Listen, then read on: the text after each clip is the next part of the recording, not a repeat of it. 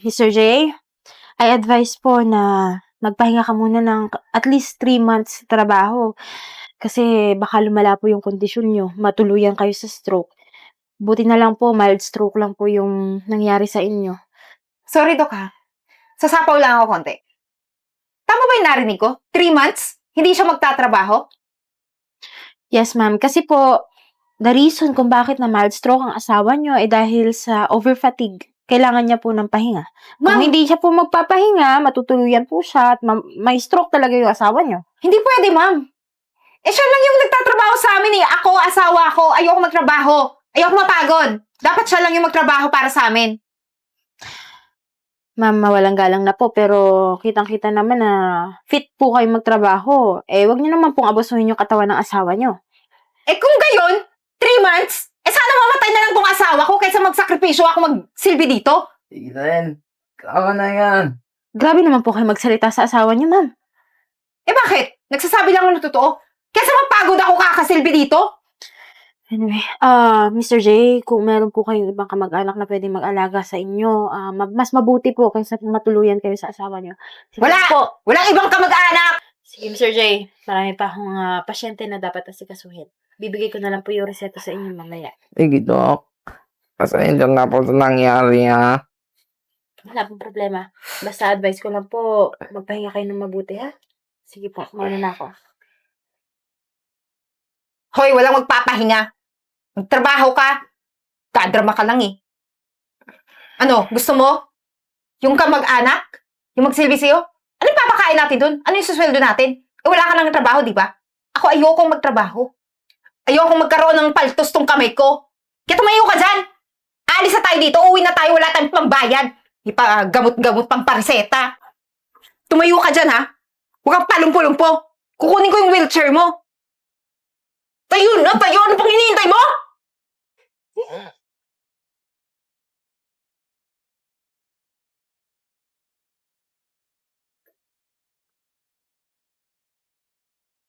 Bilisan mo naman maglakad! Ano ba?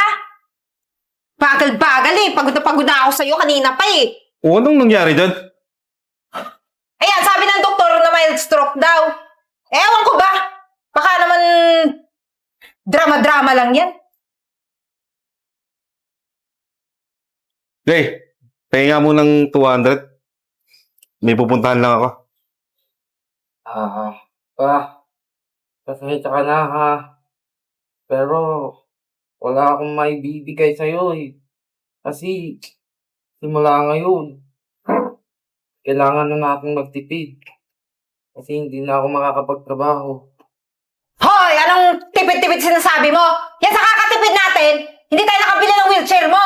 O ngayon, magdusa ka dyan sa tungkod na yan. Puro tipid, hindi naman yumaman. Tsaka alam mo, kalalaki mong tao, nag-iinarte ka. Tignan mo, nag-aarte ka pang may sakit. Ito kasi pipili-pili ka ng lalaki, yan pa. Malay ko ba dyan, Tay? O ngayon, nga tayo. Wala nang trabaho. Ayoko naman trabaho, Tay. Hindi magtatrabaho. Tingnan mo, ang lakas dyan. Dami mo arte sa buhay. Sinabotahe siguro nito yung doktor para hindi na makapagtrabaho at makapagsustento sa atin. Hoy, ikaw mukha kaming inaartehan ng ganyan. Pa-stroke. Wari ka pa, gusto mo lang magpahinga or ayaw mo magsuporte. Kung ayaw mo, sabihin mo, hindi yung nag-inarte ka pa dyan. Binabastos mo yung tatay ko eh. Bakit ba tayo? Bakit kayo ganyan makapagsilita sa akin? Nung hindi pa naman ako ganito, maayos naman yung trato niya sa akin, ha? Tapos ngayon na wala na akong trabaho. Kung ano-ano na yung pinagsasabi niya sa akin. Malamang wala ka ng silbi. Kala mo sa amin. Tsaka, isa pa, malaki naman yung katawan ng tatay mo, eh. Pwede naman siya yung magtrabaho muna. Hoy, huwag mong pinapakailan kung anong gusto kong gawin, ha? Tsaka, makikitira ka dito sa amin. Kaya dapat, ikaw nagtatrabaho, ikaw yung sumusuporta. Kas ng loob mo, Iinsulto? Ikaw magtrabaho ka, drama-drama ka eh. Magsahin ka doon! Gutom kami! Bilis! May arte sa buhay. Bilis!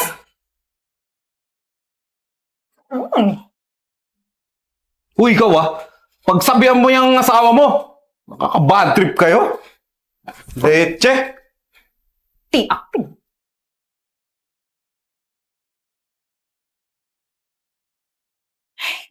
Nasaan ba yung phone ko? Baka Eden, nag-mess. saan ka pupunta? Tatanong ka? Magtatrabaho. Di ba yun naman yung gusto mo? Mag-inarte, tapos ako yung magtrabaho para sa'yo? Eto na! Ginagawa ko na! Ano, masaya ka na? Magtatrabaho ka, di ba wala ka naman trabaho?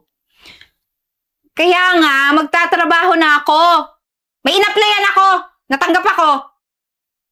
Ano, may sasabihin ka pa? Eden, pasensya ka na ha. Pero nagpapasalamat ako kasi nagsasakripisyo ka para sa pamilya natin. Ano pa bang magagawa ko? Eh, ginusto mo naman yan, di ba? Mag-arte-artehan. Alam mo namang hindi ako marunong magtrabaho, di ba? Tsaka ayoko rin magtrabaho. Pero ito, napipilitan. Para sa kaartehan mo. Kaya dyan ka na. Huwag mo akong bisitin, ha?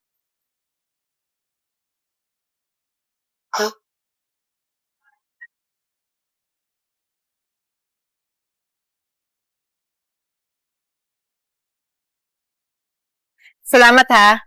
Oo naman. Alam mong case dyan? Beso! Eden! Ay, nako. Andyan na naman. Naman yung asawa mo, yung baldado. Oo, siya yun. Aba, may balak pang lumapit sa atin. Lakas ng loob kung lumapit pa dito. Eden, ano ibig sabihin nito ha? Sino yan? Hoy, ikaw. Huwag kang mapanghusga. Siya pala yung boss ko. Ano ba masama kung ihatid niya ako? Boss mo? Hindi ganun yung nakita ko kanina, Eden. Ikaw, sino ka ba? Ha? Hoy! Ano ba? Tigilan mo nga yan! Talaga mo loob, no? Taas ng loob mo paluin ako niyan?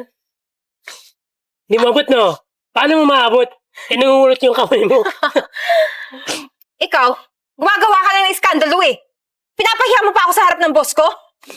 Alam niya ng asawa kita. Kaya huwag ka na dyang mag-isip ng kung ano-ano. Boss mo? Yun ba yung boss na nagyayakapan kayo, ha? Ano naman ngayon? Sa isa pa, hindi mo naman masisisi yung asawa mo eh. Kung maghanap to ng iba. Eh kasi nga, baldado ka na. Tantado! Ano ba? Ito mo nasabi eh! Ano Yan! mo? Paluin sa ulo mo? Salamat ka. May natitira pa akong awa sa'yo. O hindi? O basagin ko na yung mukha mo, ha?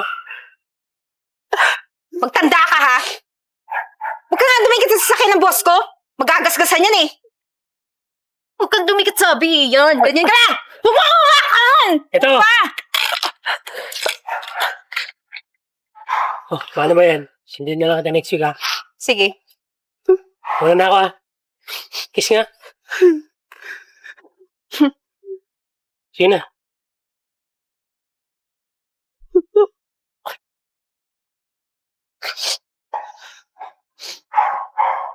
Ano? May napala ka sa iskandalo mo? Di ba wala? Kaya dyan ka. Basic eh.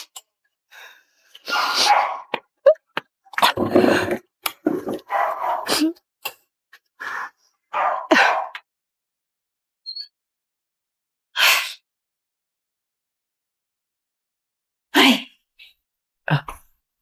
Kapwis ng araw.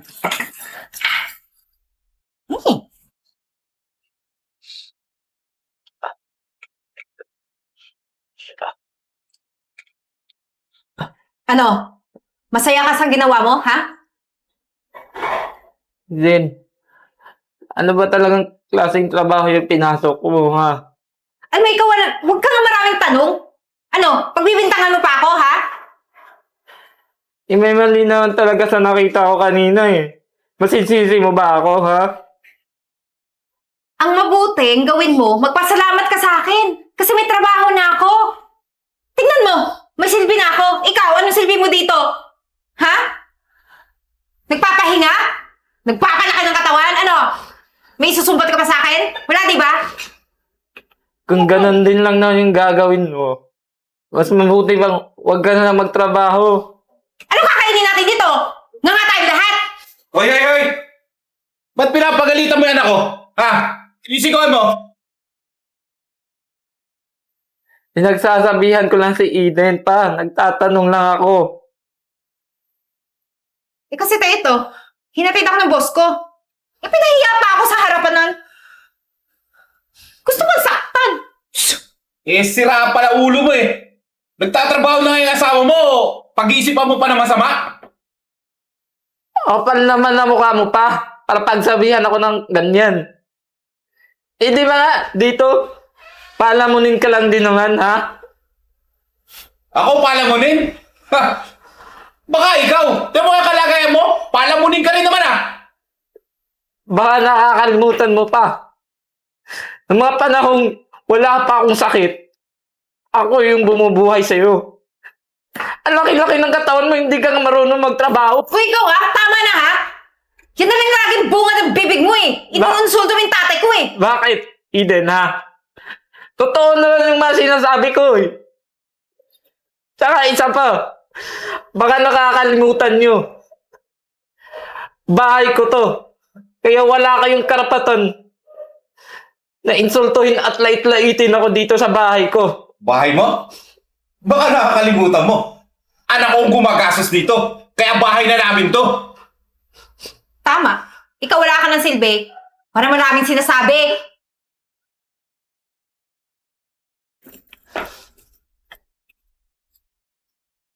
Ulitin mo pa yung ginawa mo. Masasaktan ka sa akin.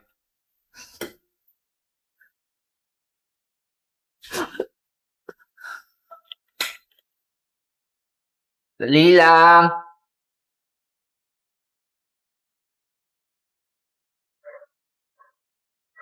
Anong ginagawa mo dito? Ha? Eh malamang, napuntahan si Eden. Siya nakikita mo naman, di ba? May dala akong bulaklak para sa kanya. Tsaka huwag kang mag-alala. Bibigyan naman kitang bulaklak. Pagburol mo na. Ang kapal na mukha kung puntahan ng asawa ko, ha? Bastos mo! Hoy! Hindi mo ba ako kilala? Kapatid ako ni Mayor.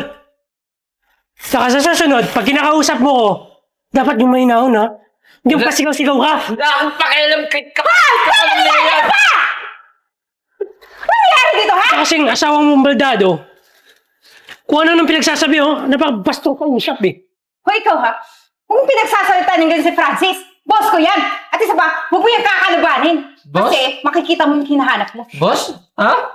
Akasabi lang niya, Eden. Ayun, oh. Dinalan ka nga niya ng bulaklak, tapos sasabihin mong, boss? Ako ba pinagluloko mo, ha? Eh bakit ba? Dumidiskarte ako para may makain ka. Ano? Nga na lang tayo kapag hindi ako dumiskarte? Hoy, baldado. Pasalamat ka. Naawa po yung asawa mo sa'yo. Tingnan mo. Siya nagtatrabaho para sa'yo. Ikaw. Tatayo-tayo ka lang. Na walang ginagawa. Tarantado ka talaga. Sabi! Ano ba? Pasensya ka na ha. Tara na ha. Ito. Para sa'yo na yan.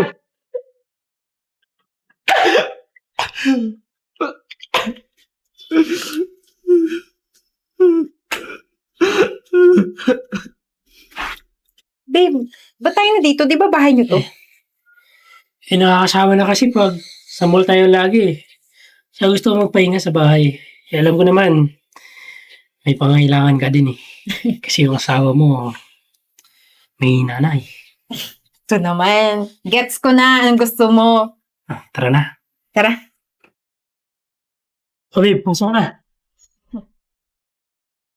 Jay? Hoy, baldado! Anong ginagawa mo dito? Kapal naman ang mukha mo. Pumasok ka sa bahay ko. Ano gusto mong palabasin, ha? Akala nyo ba, ha? Nahahayaan ko kayong lokohin at gaguhin ako? Pwes, magkakamali kayo. Dahil kahit ganito ako, hindi ko kaya apak-apakan niyo yung pagkatao ko. Dahil ididimanda ko kayo. Dinimanda mo kami? Hoy, bakit hindi mo kilala yung kausap mo? Kapatid ako ni Mayor. Abogado yung kuya ko. Baka gusto mo ikaw pa yung pakulong ko eh. Ikaw yung demanda ko. Akala mo ba natatakot ako, ha? Alam niyong dalawa na mali yung ginagawa niyo at labag yun sa batas. Alam mo, kung ako sa'yo, umalis ka na! Sinisira mo yung araw namin eh! Antayin niyo.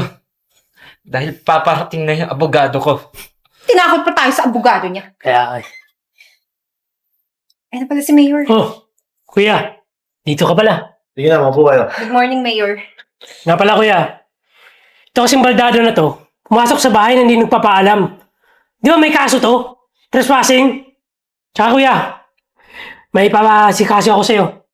Ito kasi, gusto naman makipag-ulay sa asawa. Tsaka type ko naman yung babae. Eh, baka pwede naman. Ayusin mo na. Jay. Pasensya ka na ha.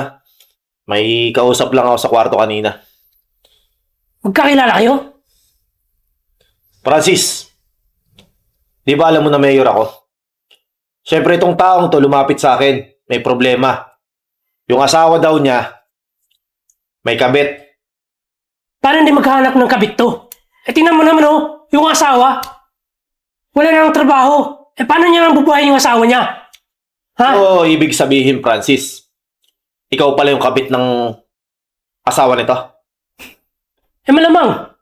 Sinalo ko na eh. Ako may trabaho. Alam mo, Francis, kung di ka ba naman tanga, mayor ako dito, sa lugar natin. Tapos sisirain mo lang, dahil dyan sa kalandian mo. Mag-isip ka nga. Kuya, bakit malapit na kampanya? Ngayon may sasabihin yan? Kasi ano, nagpapabungo ka? Francis, matagal nang mabangong pangalan ko. Tsaka wag mo akong sinasagot ng ganyan ha. Nasa pamamahay kita. At lalong-lalo na wag mong sisiraan yung pangalan ko. Sabihin mo, para iboto ka ng mga taong bayan. Alam mo, kahit di ako iboto ng taong bayan, gagawin ko kung ano yung dapat.